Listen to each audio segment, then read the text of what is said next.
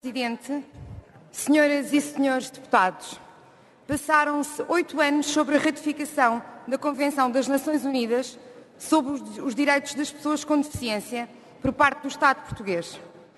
A Convenção impõe-nos o dever coletivo de garantir às pessoas com deficiência ou incapacidade a plena fruição de todos os direitos humanos e liberdades fundamentais, exatamente na mesma medida que os demais cidadãos.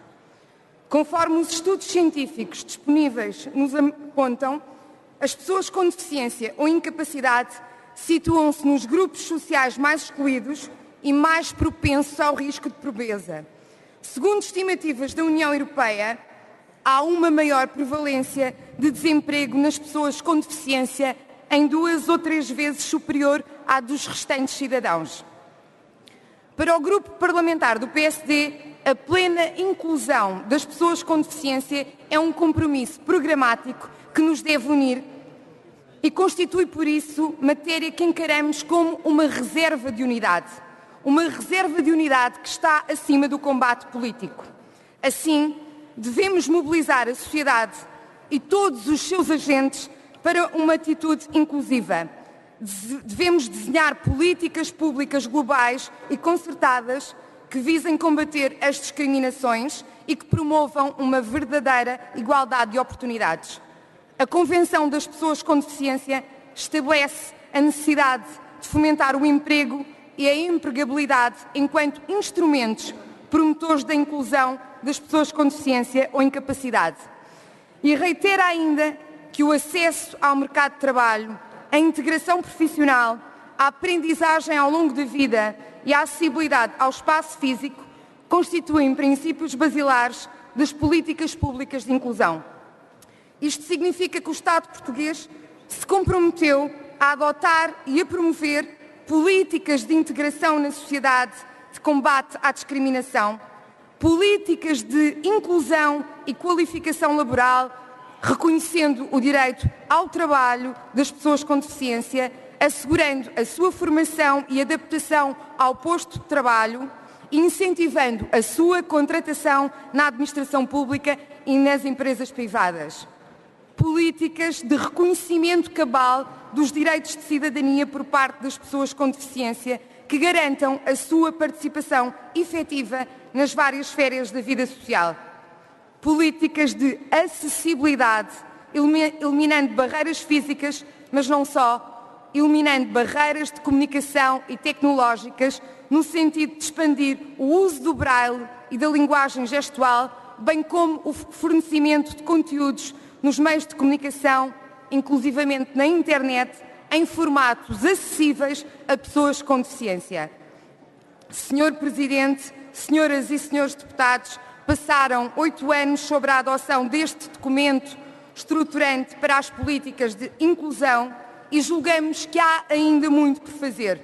E o caminho é longo, é ainda muito longo, mas nem por isso deixaremos de o percorrer. Hoje debatemos aqui um conjunto de iniciativas legislativas, são no total 31, o que naturalmente constitui um importante contributo para o contínuo aprofundamento destas questões e também nos convoca para uma reflexão em jeito de balanço. E devo dizer-vos, senhoras e senhores deputados, esta bandeira não é do CDS, esta bandeira não é do Partido Socialista, não é do Bloco de Esquerda, não é de direita, não é de ninguém e é de nós todos. Senhoras e senhores deputados, não basta ter um quadro legislativo modernizado e em linha com as orientações provenientes dos documentos internacionais, não basta, é preciso que esse quadro seja aplicado. A Lei das Acessibilidades, que recentemente prefez 10 anos, estabelecia exatamente esse prazo, 10 anos, para que se procedesse à adaptação dos edifícios a pessoas com deficiência. 10 anos passados, sucede que o grau de cumprimento da referida lei é diminuto, ficou muito aquém do que era desejável e, pior, ficou ainda mais aquém do que era possível. A instituição de cotas na contratação de trabalhadores com deficiência na administração pública está legislada. Está regulamentada, mas não é aplicada. O Decreto-Lei 29/2001, de 3 de fevereiro, dispõe uma cota de 5% de trabalhadores com deficiência no recrutamento na administração pública e nem sequer existe um mecanismo de monitorização do cumprimento desta medida. Senhoras e senhores deputados, o Estado deve dar o exemplo e devemos envidar todos os esforços para tornar efetiva esta medida. Mais a mais, até porque é o Estado quem impõe essa obrigação também ao privado.